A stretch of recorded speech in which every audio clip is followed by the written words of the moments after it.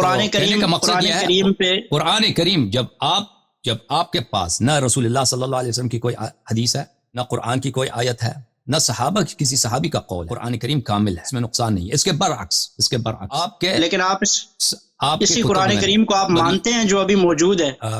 جی ہاں مانتے ہیں، بالکل مانتے ہیں سر، مانتے ہیں، لیکن آپ نہیں آپ جی سر بسم اللہ۔ صحیح ہے، میں آپ سے یہ پوچھ رہا تھا کہ جب یہ ناقص ہے آپ کے نزدیک تو پھر آپ اس قرآن کریم کو مانتے؟ آپ کے میں یہ کروں کہ آپ کے کتب میں ناقص ہے نا، اور آپ کے صحابہ نے فرمایا ہے کہ یہ قرآن ناقص ہے، اور اصلی قرآن کو بکری کہا گئی ہے۔ تو چلیں جتنا ہے دیکھیں، بات دوسری طرف یہ ایک الگ عنوان ہے، یہ ایک الگ ٹاپک ہے کہ قرآن ناقص ہے یہ کامل ہے، یہ ایک الگ ہو جائے گا نا۔ ہم خلافت و امامت پہ بات کرنا چاہ رہے ہیں جو آپ کا موضوع بھی ہے۔ جتنا ہے اس میں آپ کے پاس امامت پہ کوئی دلیل ہے؟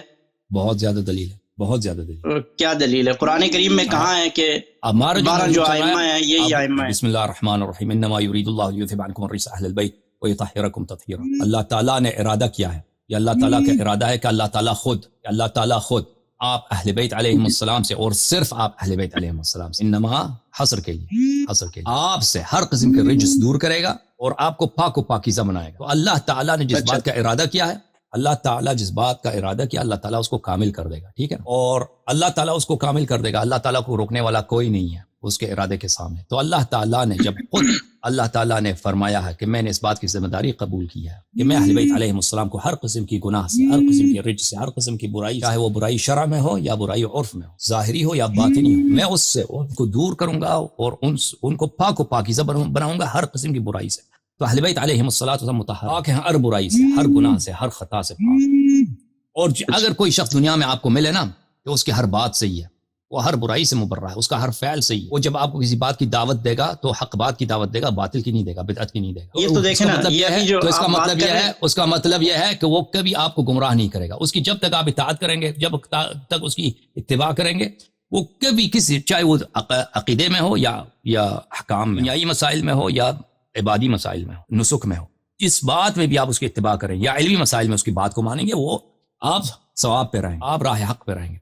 امامت کا یہی مقصد ہے، امامت سے یہی مراد ہے کہ ہم رسول پاک صلی اللہ علیہ وسلم کے بعد ایسے ہستیوں کی اتباع کریں جن اگر ان کی اتباع کر لی تو ہماری گارنٹی ہو جائے گی کہ ہم کبھی گمراہ نہ ہو جائیں گے۔ جیسے کہ اگر رسول پاک صلی اللہ علیہ وسلم زندہ ہوتے تو وہ بھی جو بھی فرماتے ہیں نا، مختلف مسائل میں جو اختلافی مسائل ہوتے ہیں کہ اس طرح نہیں ہے، اس طرح ہے، تو کوئی بھی ان کی بات مانتے تو اس میں کوئی جھگڑا تو نہیں، ان سے کوئی نزاع تو نہیں، وہ جو بھی کہتے ہیں وہی فصل الخطاب ہے۔ تو اسی طرح رسول پاک صلی اللہ علیہ وسلم کے بعد پوری امت کے لیے، بشمول صحابہ، بشمول ابو بکر عمر، ان سب کے لیے جو نمونہ عمل ہے، جن کی لیڈرشپ ثابت ہے، اور یہ روایات متواتر ہیں، اس کی آیت تطہیر پاکستان پاک کی شان میں نازل ہوئی ہے، اور الحمدللہ رب العالمین۔ تو یہ قرآن مجید سے ثابت۔ مزید بولیں آپ۔ یہ نص تو اس کو نہیں کہا جاتا، نص تو یہ ہے کہ ان کے متعلق اللہ تعالیٰ نے ان شخصیات کے نام لے کر کہا ہو، جیسے کہ قرآن کریم میں اللہ تعالیٰ نے پچھلے انبیاء کرام کے نام لے کر بتائے ہیں۔ تو آپ کیسے یہ کہہ سکتے ہیں کہ یہ ان کے متعلق ہے، اور اہل بیت کو اس سے مراد یہ ہے کہ ان کو اس سے مراد یہ ہے؟ قرآن پہ رہیے گا علیاری صاحب، قرآن سے بات ہوگی سب سے پہلے۔ آپ جتنی مختصر بات ہو وہی زیادہ بہتر ہے، لمبی میں نہ جائیں، قرآن کریم پہ رہتے ہیں۔ تو آپ بتائیے کہ کہاں پہ ان کے نام ہے کہ یہ میرے بات جو ہے وہ حضور صلی اللہ علیہ وسلم نے فرمایا ہو، قرآن کریم میں یہ بات سب سے پہلے تو موجود ہے۔ ہم آپ ان کے نام دکھائیں گے قرآن سے، اور ان کے انساب بھی دکھائیں گے نا، لیکن کیونکہ آپ نے مان لیا کہ آپ کے مذہب میں قرآن ناقص ہے، آپ نے اس موضوع نہیں ہم نے نہیں مانا، وہ ہمارا میری بات نہ کاٹیں، آپ غلط منسوب کرتے ہیں نا۔ ٹھیک ہے بھائی، اب میں غلط نسبت نہ کریں۔ ابھی ہم نے آپ نے جو یہ قرآن کا نام لے لیا، میں نے کہہ دیا آپ کے پاس کوئی دلیل نہیں، نہ قرآن کی کوئی آیت ہے، نہ رسول پاک صلی اللہ علیہ وسلم کی کوئی حدیث ہے، وہ چاہے ضعیف ہی کیوں نہ ہو، نہ صحابی کا کس بات پہ سنیں تاکہ میں دوبارہ تکرار کروں آپ کیونکہ آپ کو سمجھ نہیں ہے۔ یہ قرآن کامل ہے، آپ کے پاس کوئی دلیل نہیں، قرآن کے کامل ہونے پر نہ قرآن کی آیت ہے آپ کے پاس، نہ کوئی حدیث رسول صلی اللہ علیہ وسلم چاہے ضعیف ہو وہ بھی نہیں ہے، اور نہ کسی صحابی کی شہادت ہے۔ اس کے برعکس رسول پاک صلی اللہ علیہ وسلم کی احادیث ہیں آپ کے بخاری میں جو واضح دلالت کرتی ہیں کہ یہ قرآن ناقص ہے۔ صحابہ کے بہت سارے اقوال ہیں آپ کے بخاری، مسلم اور صحاح میں۔ میں نے کیا عرض کیا، میں نے کہا یہ تواتر معنوی ہے آپ کے کتب میں کہ قرآن ناقص ہے۔ تو آپ مجھے کہتے ہیں نا، جو میں نے حدیث آپ کو، میں نے جو آئے تطہیر آپ کو پڑھا ہے، اور یہ واضح ہے، اس میں کوئی کسی قسم کا نزاع ہے ہی نہیں ہے کہ یہ اللہ تعالیٰ نے اہل بیت کا نام لے کر یہ آیت تطہیر پوری پڑھی۔ ایک منٹ ایک منٹ خاموش. اللہ تعالیٰ نے اہل بیت علیہ السلام کا نام لے کر یہ آیت نازل فرمایا ہے. رسالت پناہ صلی اللہ علیہ وآلہ وسلم نے ان کو کملی کے داخل کر کے, تاکہ دوسروں نہ کہتے کہ ہم بھی اہل بیت میں سے ہیں, کملی کے اندر داخل کر کے فرمایا اہل بیت یہ ہیں. اور یہ احادیث آپ کے کتب میں متواتر ہیں. رسالت پناہ صلی اللہ علیہ وسلم نے بہت سارے 30 سے زیادہ صحابی نے روایت کی, ٹھیک ہے. اور اس رسالت پناہ صلی اللہ علیہ وسلم نے صرف یہ پنجتن پاک کے لیے پڑھی. اور رسالت پناہ صلی اللہ علیہ وسلم نے آپ کے پاس کوئی حدیث نہیں ہے آپ کے اپنے کتب میں, شیعہ کتب کو چھوڑی, آپ کے اپنے کتب میں یہ ازواج کے لیے بھی پڑھی ہیں, ٹھیک ہے نا. اور رسالت پناہ صلی اللہ علیہ وسلم نے بار بار نماز صبح سے پہلے اذان فجر کے وقت آتے تھے, حضرت زہرا سلام اللہ علیہا کے دروازے پہ آیت تطہیر کی تلاوت کرتے تھے اور فرماتے تھے الصلاۃ یا اہل بیت النبوہ, نماز کے لیے تیار ہو جائے یا اہل بیت علیہم الصلاۃ والسلام. یہ احادیث آپ کے کتب میں متواتر ہیں. اگر آپ کو پتہ نہیں ہے تو کبھی آ جائیے, ہم یہاں پہ لیکچر دیں گے, وہ احادیث ایک ایک کر کے آپ کو دکھائیں گے. تو رسالت پناہ صلی اللہ علیہ وسلم نے بیان فرمایا. اب آپ کہتے ہیں کہ نام, اس میں نام نہیں ہے, ٹھیک ہے. بہت ساری چیزیں ہیں اس میں, قرآن کریم میں اس کی تفصیلات نہیں ہے. قرآن نے فرمایا نماز پڑھو, نہیں بتایا کہ نماز فجر 2 رکعت ہے, ٹھیک ہے نا. نماز اگر قرآن نے یہ فرمایا کہ میں اہل بیت کو میں نے پاک و پاکیزہ بنایا, ان میں نہ گناہ ہے نہ رجس سے کوئی چیز نہیں ہے, وہ ہر عیب سے مبرہ ہے, تو پتہ یہ چلا کہ اہل بیت جو بھی ہیں یہ معصوم ہے. یہ جو بھی حکم دیں وہ صحیح حکم دیں گے, ان کی اطاعت کرو گے تو کبھی گمراہ نہ ہو جاؤ گے. ان کا ہر کلام ہر فعل عین مرضی الہی ہے, رضا الہی ہے, عین شریعت ہے, عین ثواب ہے. تو ان کی اتباع کرو, ان جیسے عمل کرو, تو یہ تو ثابت ہو گیا. اب آتے ہیں کہ یہ جیسے قرآن نے فرمایا کہ نماز پڑھو, اگر نہیں بتایا کہ نماز 4 رکعت ہے تو ہم سنت متواتر سے ثابت کریں گے نماز اور 4 رکعت ہے. اسی طرح یہاں پہ اہل بیت علیہ السلام رسول اللہ صلی اللہ علیہ وسلم نے واضح فرمایا کہ ان کے اہل بیت کون ہیں, اس میں کوئی نزاع ہے ہی نہیں. کتاب مسلم میں اللہ تعالیٰ آپ کا بلا کرے, وہاں پہ ایک پورا باب ہے, باب مناقب اہل بیت النبی صلی اللہ علیہ وآلہ وسلم. وہاں پر انہوں نے یہی روایت کیا ہے کہ رسول عائشہ سے روایت کیا کہ رسول پاک صلی اللہ علیہ وسلم نے ان کو کملی کے نیچے داخل کر کے فرمایا کہ انما یرید اللہ لیذھب عنکم الرجس اہل البیت ویطہرکم تطہیرا. اب آپ کہتے ہیں نا کہ پوری آیت پڑھیں. دیکھیں میرے بھائی, یہ قرآن کی جو ترتیب ہے یہ ترتیب نزول نہیں ہے. قرآن کے متعلق آپ کو شاید کوئی مطالعہ نہیں ہے. قرآن پورا بھی نہیں ہے, قرآن کامل بھی نہیں ہے, قرآن کی ترتیب بھی نہیں ہے, لیکن جہاں سے جدھر سے آپ کو جتنا ملتا ہے اپنی مرضی کا, اور جس سے وہ آپ مطلب بھی اپنا نکالتے ہیں, آپ نے اپنا مطلب نکالا, یہاں سے قرآن میں نہیں ہے, آپ نے قیاس کیا ہے, اور وہ بھی قیاس مال فارق ہے. کوئی قیاس بھی ٹھیک نہیں کیا آپ نے, اور آپ نے وہ لگایا جا کے کہاں پہ. اور جہاں سے جتنا آپ کی مرضی کے مطابق آپ کہتے ہیں یہ ٹھیک ہے, باقی قرآن ٹھیک بھی نہیں ہے, اس میں جو ہے وہ کمی پیشی بھی ہے, قرآن کی ترتیب بھی نہیں ٹھیک. یہ کیا ہے یاری صاحب, کسی ایک جگہ پہ رہے نا. دیکھیں آپ ایسے کہ جیسے یہ باتیں میں نے ادھر کوئی یہ میرا قصور ہے, یہ کوئی میرا قصور ہے. یہ آپ کی, اب اگر آپ ان باتوں سے آپ تعجب کرتے ہیں نا کہ اللہ یاری نے تو بڑی بڑی باتیں کی ہیں. میں نے کیا کہا, میں نے کہا آپ کے مذہب میں, دیکھیں یہ چیلنج ہے, یہ میری طرف سے دعوت ہے. کہاں ہے پھر اجازت دیں آپ کے مذہب کا قرآن کہاں ہے, اجازت دے دیں مجھے بات کرنے کی, اجازت دے دیں مجھے بات کرنے. میں نے کہا آپ کی مذہب میں آپ ادعا کرتے ہیں یہ قرآن کامل, اپنے عوام کو یہ بتاتے ہیں نا قرآن کامل ہے, اور پھر کہتے ہیں اس قرآن میں 12 اماموں کا نام نہیں ہے. اور بھائی تم پہلے تو یہ دلیل تو لے کے آؤ یہ قرآن کامل ہے, تم اپنی مذہب میں لے کے آؤ. قرآن سے دیں جو کامل ہے, جو آپ کا قرآن ہے جو کامل ہے, آپ اس سے دلیل دیں. اس طرح نہیں ہوگا میرے بھائی, اس طرح نہیں ہوگا. میری بات نہ کاٹیے, میری بات نہ کاٹیے. گھنٹہ بات کرتے ہیں, آپ کا مسئلہ یہ آپ دوسرے بندے کو بات کرنے نہیں دیتے, اور آپ سمجھتے ہیں کہ آپ بہت بڑی باتیں کر رہے ہیں, اور آپ بے فائدہ باتیں کرتے ہیں ساری. میں اہل بیت کے مناقب مانتا ہوں, تمام اہل سنت مانتے ہیں, اہل بیت کے فضائل تمام اہل سنت مانتے ہیں, یہ آیات یہ احادیث سب اہل سنت مانتے ہیں, لیکن آپ ایسے ریپیٹ کر کے ٹائم ضائع کرتے ہیں نا. آپ کے پاس جو پورا قرآن ہے جو اہل بیت کا, آپ اس میں سے کوئی آیت پڑھ دیجئے. دیکھیں قرآن جو ہمارے پاس ہے وہی جو قرآن مسلمین کے پاس ہے, سب مسلمانوں کے پاس وہی قرآن ہمارے پاس. لیکن بات یہ ہے کہ آپ کہتے ہیں اس قرآن میں 12 اماموں کے نام نہیں ہے. یہ نہایت ہی ایک واضح بات ہے کہ آپ شاید اس بات سے تعجب کرتے ہیں نا میرے بھائی, آپ نے داڑھی بھی رکھی ہے, ٹوپی بھی رکھی ہے, لیکن آپ کو ان باتوں کا مطالعہ نہیں ہے, اس لیے آپ تعجب کرتے ہیں کہ آپ بڑی بڑی باتیں کرتے ہیں, غلط باتیں کہتے ہیں. بھائی میں نے واضح طور پر کہا کہ آپ کے پاس نہ آیت ہے, نہ روایت ہے, نہ کوئی حدیث ہے, نہ کسی صحابی کا قول ہے, یہ قرآن کامل ہے. میں پیش کروں گا, میں اجازت دیں, بات نہ کاٹیں, بات نہ کاٹیں, بات نہ کاٹیں, پلیز بات نہ کاٹیں, دعویٰ پورا کیجئے, میں اپنا دعویٰ رکھوں گا. بات نہ کاٹیں میری, جب آپ کی مرضی ہو میری بات کاٹیں نا. میں نے عرض کیا, پھر میں دوبارہ سے شروع کرتا ہوں.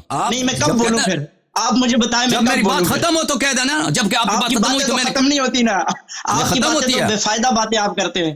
میری بات ختم ہوتی ہے بھائی, آپ جب صبر کریں گے, جیسے میں نے انتظار کیا آپ کی بات ختم ہوگا تو میں نے بات کی, جب آپ خاموش ہو گئی تو میں نے بات کی ہے, ٹھیک ہے نا بھائی. تو کہ عرض یہ ہے میرے عزیزوں کہ ان کے پاس یہ کہتے ہیں قرآن کامل ہے. ٹھیک ہے, ہر چیز کی ایک دلیل ہونی چاہیے بھائی. یہ کوئی بدیہی بات تو نہیں ہے کہ قرآن کامل ہے, قرآن میں نقصان ہے. یہ اس کی دلیل ہونی چاہیے. دلیل کیا ہے؟ ان کے پاس نہ کوئی حدیث ہے, نہ کوئی آیا ہے, نہ کسی صحابی کی شہادت ہے. اس کے برعکس, میں بار بار اس کے برعکس رسول پاک صلی اللہ علیہ وسلم کے کتب میں احادیث ہیں, اس بات پہ دلالت کرتے ہیں قرآن ناقص ہے. صحابہ کے بہت سارے اقوال ہیں کہ قرآن ناقص ہے. تو اس کے جب قرآن کا ناقص ہونا آپ کے مذہب میں ثابت ہے, میرے بھائی ذرا عقل کھولو, اپنا فکر کرو. جب آپ کے مذہب میں ثابت ہے اور اس کا کامل ہونا ثابت نہیں ہے, تو تم کیسے ادعا کر سکتے ہو؟ آتے ہو کہ اے اللہ یاری آ جاؤ, مجھے 12 اماموں کے نام دکھاؤ, مجھے 12 اماموں کے نام دکھاؤ. میں نے عرض کیا میں آپ کو 12 اماموں کے نام دکھا دیتا ہوں, ان کا نسب دکھاتا ہوں, سب کچھ. تم مجھے میرے لیے کامل قرآن لے کے آؤ, تم میرے لیے کامل قرآن لے کے آؤ. نہیں, بات ختم نہیں ہوئی, بات ختم نہیں ہوئی. خاموش خاموش خاموش پلیز میری بات. جہاں تک آیت تطہیر کا تعلق ہے میرے عزیزو, یہ آیت تطہیر یہ کہتے ہیں کہ اس آیت سے پہلے ازواج سے خطاب ہے, اس کے ماں باپ بھی ازواج سے خطاب ہے. تو آپ اس کو پورا کیوں نہیں پڑھتے؟ تو جواب اس کے کئی جوابات ہیں ہمارے پاس, اچھی طرح سے سن. آپ سب سے پہلے رسالت پناہ صلی اللہ علیہ وسلم پہ اعتراض کرو. رسول اللہ صلی اللہ علیہ وسلم نے اس آیت کو کیوں نہیں پڑھی؟ یہ آیت جس کی آیت کی جو تلاوت ہے, یہ اس کے شاید 30 صحابی سے زیادہ انہوں نے روایت کیا کہ رسالت پناہ صلی اللہ علیہ وسلم نے اس آیت کی تلاوت کیا, اور ہمیشہ اسی فقرے سے شروع کیا, انما یرید اللہ لیذھب عنکم الرجس اہل البیت. اگر اعتراض ہے تو اول رسول پاک صلی اللہ علیہ وسلم سے اعتراض کرو. دوسری بات یہ اچھی طرح سے جان لو میرے بھائی کہ قرآن کے 2 ترتیب ہیں, ایک ترتیب نزول ہے, ایک ترتیب جمع ہے. بہت سارے صورتیں ہیں جو مکے میں نازل ہوئی ہیں, لیکن اس میں مدنی آیات, بہت سارے مدنی سورے ہیں جس میں مکی آیات ہیں. بہت سارے آیات ہیں جو بعد میں نازل ہوئی ہیں, وہ قرآن کے ابتداء میں ہیں. بہت ساری چیزیں ہیں جو شروع میں نازل ہوئے ہیں, قرآن کے آخر میں ہیں. اقرا بسم ربک الذی خلق, خلق الانسان من علق, اقرا وربک الاکرم, یہ قرآن کے ابتدائی آیات ہیں, قرآن کے آخر میں 30 پارے میں یا 29ویں پارے میں. تو قرآن کی ترتیب نزول نہیں ہے. یہ موجودہ جو ہمارے پاس قرآن کی ترتیب ہے, اس کو ترتیب التلاوہ بولتے ہیں, ترتیب جمع بولتے ہیں. اگر آپ کو پتہ ہے تو میں تکرار نہ کروں, اگر آپ کو نہیں آتا تو سیکھ لیجئے. یہ ترتیب جمع کس کی ترتیب ہے؟ خاموش پلیز. آپ موقع دیں, میں آپ کو بتاؤں کہ مجھے پتہ ہے یا نہیں پتہ. آپ موقع ہی نہیں دے رہے تو ٹائم تو دیں. تو دوسروں کو نہیں پتا, آپ کو اگر پتہ. ترتیب جمع جو ہے یہ کس کی ترتیب ہے؟ یا کیا رسول اللہ صلی اللہ علیہ وسلم کی ترتیب ہے, یا یہ بعد میں یہ ترتیب دیا گیا ہے قرآن مجید؟ تو واضح بات ہے کہ جمع قرآن تو رسول پاک صلی اللہ علیہ وسلم کے زمانے میں تو ہوئی نہیں. کس نے ترتیب دیا؟ سوال لیجیے نا ساتھ. تو سنو, یہی بات آپ کو پوچھنے کی ضرورت ہی نہیں ہے, میں اسی کو پہ بات کر رہا ہوں. یہ ترتیب جمع کس کی ترتیب ہے عزیزو؟ اس کے متعلق ہم یہاں پہ تفصیل سے بات کر چکے ہیں, میرے بھائی کو پتہ نہیں ہے یہ باتیں تفصیل کے ساتھ. ایک لائن میں جواب. بھائی خاموش ہو پلیز خاموش ہو, تم بات نہ کاٹو, وقت ضائع ہوتا ہے. یہ باتوں کو پتہ نہیں ان باتوں کو ہم بہت دفعہ جان چکے ہیں, بہت دفعہ بیان کر چکے ہیں. یہ قرآن کی ترتیب کس کی ترتیب ہے؟ سوروں کی, یہاں پہ 2 ترتیبوں کی بات ہو رہی ہے. ایک سورتوں کی ترتیب ہے, پہلے سورہ فاتحہ ہے, پھر سورہ بقرہ ہے, پھر سورہ آل عمران ہے. اس طرح ایک ترتیب ہے جو ہر سورے میں آیات کی ترتیب ہے. میرے محترم ناظرین, اس بات میں تو شک ہی نہیں ہے, علماء کا اجماع ہے, مخالفین کے علماء کا, کہ سوروں کی ترتیب یہ صحابہ کی ترتیب ہے. یہ رسول پاک صلی اللہ علیہ وسلم یا اللہ کی جانب سے یہ ترتیب نہیں ہے کہ پہلے سورہ حمد ہو, پھر سورہ بقرہ ہو, پھر سورہ آل عمران ہو. اس طرح سے یہ تو اس میں نزاع ہی نہیں ہے. پھر آتے ہیں ہر سورے میں جو ترتیب ہے آیات کی. میرے محترم ناظرین, یہ کوئی دلیل نہیں ہے. یہ سوروں کے ہر سورے میں جو آیات کی ترتیب ہے یہ حتماً رسول پاک صلی اللہ علیہ وسلم کی جانب سے, کوئی دلیل ہے ہی نہیں ہے. ان کے یہ خود شاید یہ پاکستان سے تعلق رکھتے ہیں, شاید حنفی ہیں. ان کے اپنے امام بہت بڑے امام ہیں, ماتوریدی, امام ابو منصور الماتوریدی. ان کی تفسیر قرآن مجید, تفسیر الماتوریدی, تفسیر اہل سنہ. اس میں آپ دیکھیے ماتوریدی کے اتنے اقوال ہیں مختلف مقامات پر قرآن مجید میں, کہتے ہیں یہاں پہ ترتیب مقدم مؤخر ہوا ہے. ان کے نص ہیں, اگر چاہیے میں آپ کو دکھا دیتا ہوں. ابھی دکھا, آپ کا اپنا امام جو عقیدے میں آپ کا امام ہے ماتوریدی, فرماتے ہیں یہاں پہ مقدم مؤخر ہوا, یہ آیت کو آگے ہونا چاہیے, پیچھے ہو گیا. تو یہ واضح بات ہے کہ وہ اختلاف رکھتے ہیں اس موجودہ قرآن کی ترتیب سے. ترتیب ہر سورے میں آیات کی ترتیب. تو یہ آیت جو آپ کہتے ہیں کہ یہاں پر یہ ترتیب جو ہے یہ آیے تطہیر یا ازواج, پہلے ازواج سے خطاب ہے, بعد میں بھی ازواج سے خطاب, ٹھیک ہے. تو یہاں پر یہ بھی ازواج سے خطاب ہونی چاہیے. تو پہلا جواب یہ ہے کہ رسول پاک صلی اللہ علیہ وسلم صرف اس کو پنجتن پاک کے لیے پڑھا ہے, ازواج کے لیے نہیں پڑھا. حدیث متواتر آپ کے مسلم وغیرہ میں حدیث موجود ہے. دوسری جواب یہ ہے کہ یہ ترتیب رسول پاک صلی اللہ علیہ وسلم کی ہے ہی نہیں. جیسے کہ صحابہ نے شہادت دی کہ قرآن ناقص ہے, آپ کے اسی طرح علماء نے تصریح کیا کہ قرآن میں مقدم مؤخر بہت. تیسرا جواب یہ ہے میرے محترم بھائی کہ قرآن کریم میں بہت ایسا ہوتا ہے, اب مان بھی لینا کہ ترتیب اللہ کی جانب سے, کہ قرآن کریم میں بہت, یہاں پہ الاتقان میں جائیے, وہاں پہ ایک باب ہے, باب التعریف, کہ قرآن کریم میں جملے معترضہ ہوتے ہیں کہ دو کلام ہے, ما قبل ما بعد, بیچ میں ایک اجنبی بات آ جاتا ہے.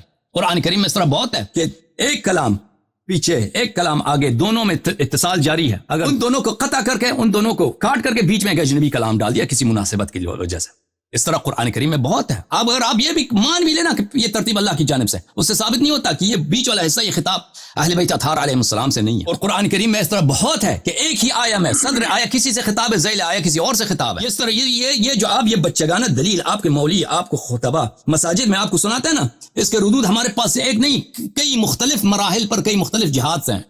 اب آپ موضوع جو ہے ہمارا کیا ہے عزیزو؟ موضوع خلافت ابی بکر ہے. اس کو جرأت نہیں ہے کہ خلافت میں بات کریں جس سے آپ بھاگے. ادھر بیٹا میں آپ کو موضوع آپ کا خلافت ہے اور آپ اس سے بھاگ کے کیا کیا گھنٹہ لگا کے کہاں سے گھوم کے آگے. ایسے نہ کریں نا، ایسے تو وقت آپ نے مجھے کہا ہے کہ میں آپ کو بہت وقت دوں گا، اور وہ بہت وقت آپ ایسے مجھے دے رہے ہیں. آپ لگے ہوئے ہیں اور بس سنا رہے ہیں اپنی. یہ تو بہت وقت نہیں ہے نا علیاری صاحب، اپنے وعدہ کی خلافی کر رہے ہیں آپ. اب میری سنیں، سوال کرتے ہیں، اعتراض کرتے ہیں، میں اس کا جواب دے دیتا ہوں.